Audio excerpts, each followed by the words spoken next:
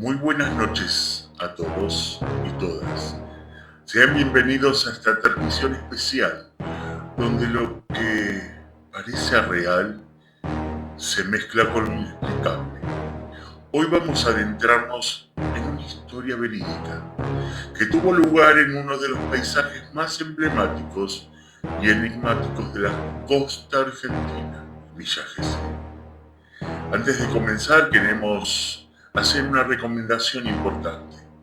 Si hay niños o niñas mirando esta transmisión, les pedimos que estén acompañados por una persona adulta responsable.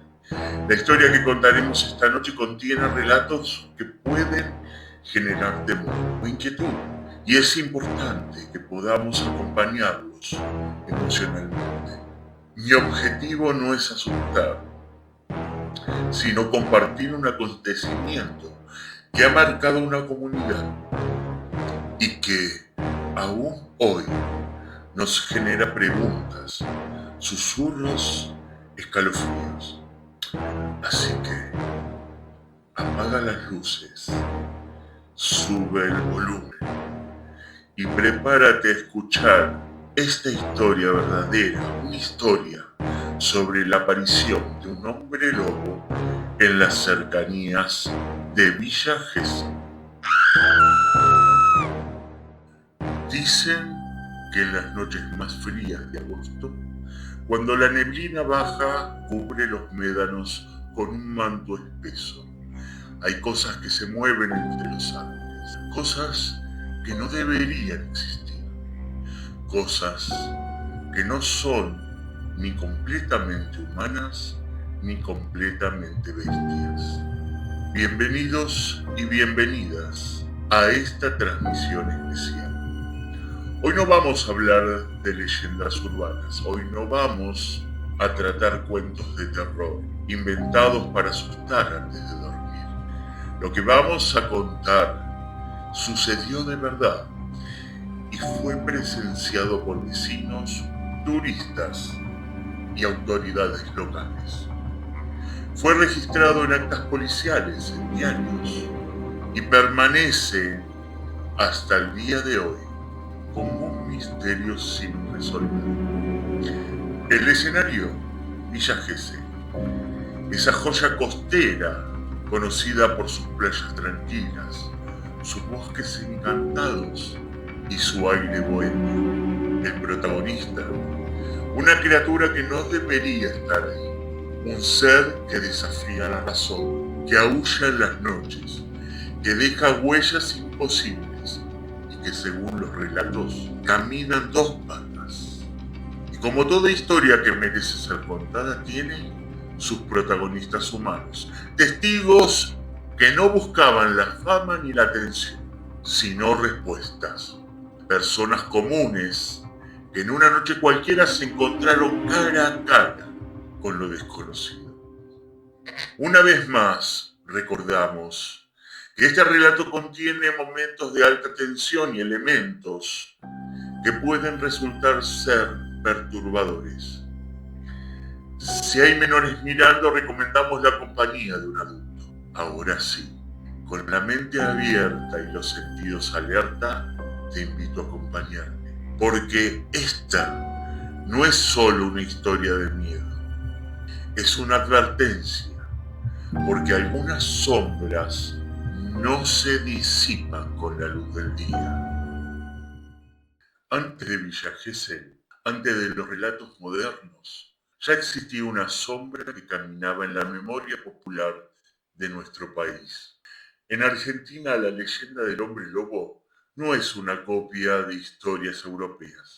Tiene su nombre propio y raíces bien criollas. Aquí lo llamábamos el lobizón.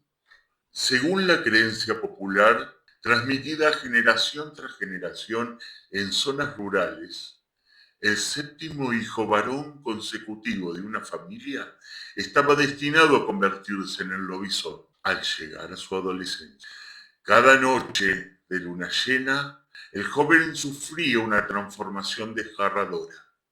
Su cuerpo cambiaría, su alma se dividiría y vagaría por los campos consumido por la maldición. Esta leyenda es tan arraigada que en el año 1907 el presidente Roque Sáenz Peña decretó que todos los séptimos hijos varones serían ahijados del presidente de la nación, con el fin de frenar los abandonos y los miedos populares. Ese decreto sigue aún vigente. Pero esta historia no se limita a los campos y a las viejas estancias. Con el paso del tiempo, el lobizón comenzó a aparecer en zonas urbanas, en pueblos, en los bordes de los bosques. Y es aquí donde se entrelaza con el caso que hoy nos convoca. Porque lo que algunos describen que sucedió en Villa Gesell no era de una persona disfrazada, ni un perro callejero. Era algo que se parecía demasiado al viejo mito, demasiado como para ignorarlo. Villa Gesell, provincia de Buenos Aires, agosto de 2019. Zona límite entre el bosque fundacional y el barrio Las Praderas. El reloj marcaba las 2:37 de la madrugada, cuando Sofía, una mujer de 38 años, madre de 2 hijos y dueña de una pequeña cabaña turística, llamó al destacamento de policía más cercano. Su voz quedó grabada en el registro. Era temblorosa.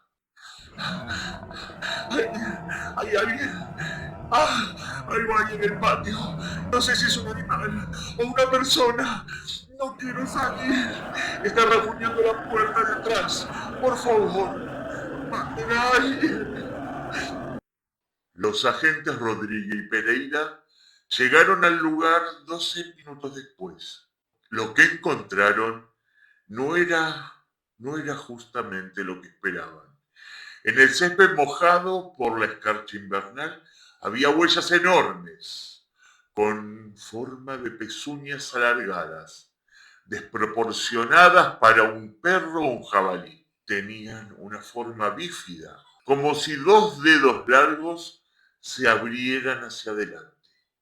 La puerta trasera de la casa estaba rayada desde la mitad hacia abajo, pero a 1,60 m de altura también había arañazos profundos, marcando la chapa como si alguien o algo, con garras enormes, se hubiera incorporado y arañado hacia abajo. Sofía relató lo siguiente. Sentí un aullido, pero no era un perro. Era más grave, como si viniera desde el pecho. Después escuché pasos de 2 piernas. No eran 4 patas. Caminaba como una persona, pero olía como un animal salvaje. No me animé a mirar por la ventana. Al inspeccionar el perímetro, los oficiales notaron que el alambrado del fondo había sido abierto con fuerza bruta, y en un poste de madera una mancha oscura. Al día siguiente se confirmó, era sangre, y no humana, no de ningún animal doméstico conocido en la zona. El parte policial fue breve y ambiguo, sin presencia de intrusos, huellas no identificadas. Se recomienda patrullaje por la zona. Pero la noticia ocurrió y corrió entre vecinos. Algunos afirmaron haber escuchado el mismo aullido esa noche. Otros aseguraron que vieron algo grande y peludo correr entre los árboles. A partir de ese momento, las noches de luna llena dejaron de ser tranquilas en ese barrio. ¿Qué era lo que vieron esa noche? ¿Qué dejó esas huellas y ese aullido imposible de olvidar? Después de aquella noche, la de los aullidos y las huellas, la calma en Villa Gesell se rompió en pedacitos. El rumor creció como crecen las sombras de la madrugada. Y todos comenzaron a preguntarse qué fue lo que realmente apareció en el bosque. Al día siguiente los vecinos empezaron a hablar, algunos en voz baja.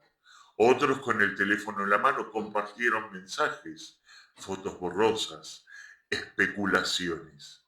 Y fue ahí donde aparecieron las teorías. La primera fue la de los escépticos. Debe haber sido un perro grande o un jabalí escapado de algún coto de caza, decía, mientras miraban de reojo las huellas.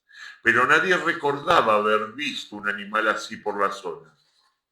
Además, ¿qué clase de jabalí se levanta en dos patas y araña una puerta a más de 1,5 metros de altura? Otros decían que era una broma. Seguro fue alguien disfrazado, estos chicos, con ganas de asustar a los turistas. Pero esa teoría cayó cuando la policía confirmó que los rastros de sangre encontrados no eran humanos, ni de una especie doméstica conocida. Algunos comenzaron a hablar de locura colectiva, pánico vecinal. Así lo llamó un psicólogo entrevistado por la radio local. Pero la señora Sofía no estaba loca.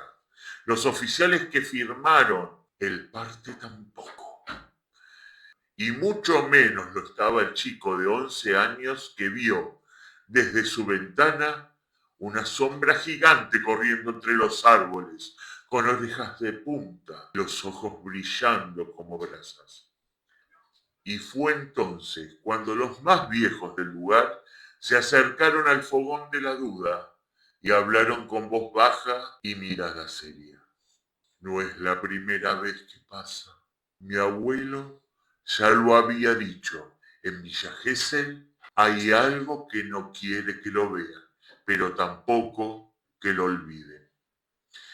Así surgió la teoría del lobizón, del séptimo hijo, de la maldición escondida entre las dunas y los eucaliptos.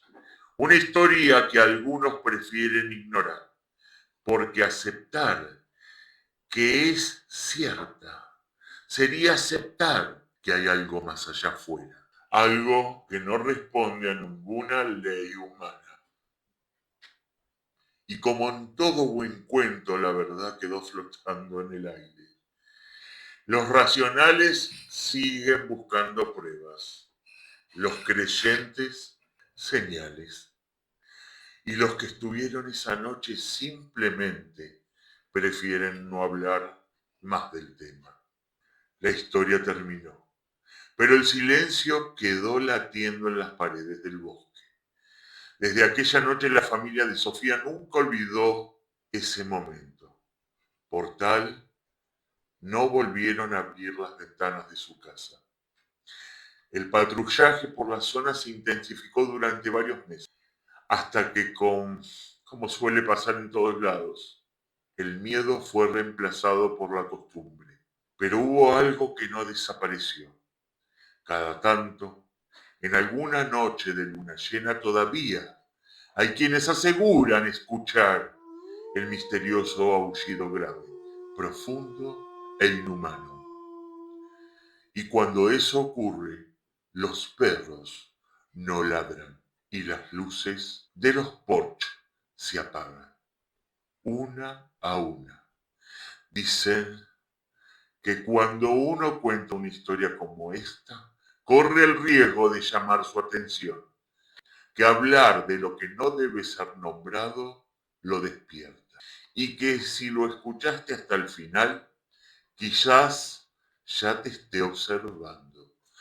Así que por las dudas, dale un like a este video, compartirlo con alguien que no duerma solo esta noche y sobre todo, suscríbete al canal, porque quien no lo hace corre el riesgo de caer en la maldición del aullido. Sí, esa misma, la que empieza con un ruido en la puerta y termina con un secreto que nadie se atreve a contar 2 veces. Buenas noches y que sueñes con cosas que solo caminan en 2 patas cuando nadie las ve.